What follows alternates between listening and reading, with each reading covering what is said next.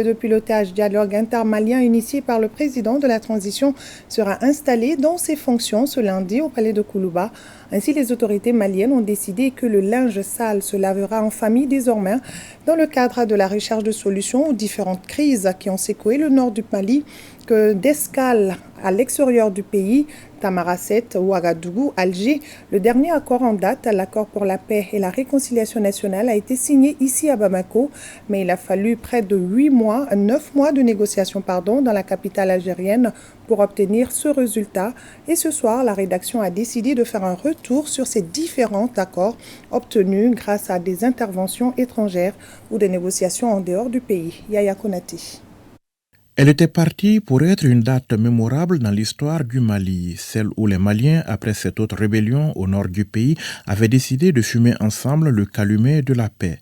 Le 15 mai 2015, à Bamako, le gouvernement du Mali et certains groupes armés qui seront rejoints quelques jours plus tard par les autres apposaient leur signature au bas du document intitulé « Accord pour la paix et la réconciliation nationale » issu du processus d'Alger. Aux côtés des signatures des acteurs maliens, celles de représentants de plusieurs États et organisations au nom d'une médiation internationale. Des signataires qui, initialement, devaient servir de garants pour la tenue des engagements pris à Alger. Près de 10 ans après, constat d'échec, l'accord est inapplicable, le gouvernement annonce sa fin avec effet immédiat. Un accord inapplicable donc, obtenu cependant à l'issue d'un long processus, le processus d'Alger. C'est en effet dans la capitale algérienne que le gouvernement et les groupes armés du Nord s'étaient retrouvés pour tenter de surmonter leurs différends avec l'appui d'une médiation internationale. Le monde entier semblait se retrouver alors au chevet du Mali. 5 rounds de négociations en 9 mois pour aboutir à un document dit consensuel, mais qui laissait cependant toutes les parties sur leur faim.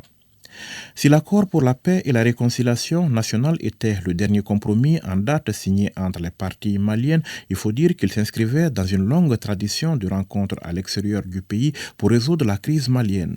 Les précédentes négociations entre le gouvernement et les groupes armés remontaient à 2 ans plus tôt. C'était en juin 2013 à Ouagadougou, au Burkina Faso. Les 11 jours de discussion avaient permis, entre autres, d'ouvrir la voie à la tenue de l'élection présidentielle de juillet 2013 dans la ville de Kidal. Mais l'histoire des médiations extérieures dans le conflit malien remonte beaucoup plus loin. Il y a eu en effet l'accord de Tamanrasset en janvier 1991, le pacte national en avril 1992, les accords d'Alger du 4 juillet 2006.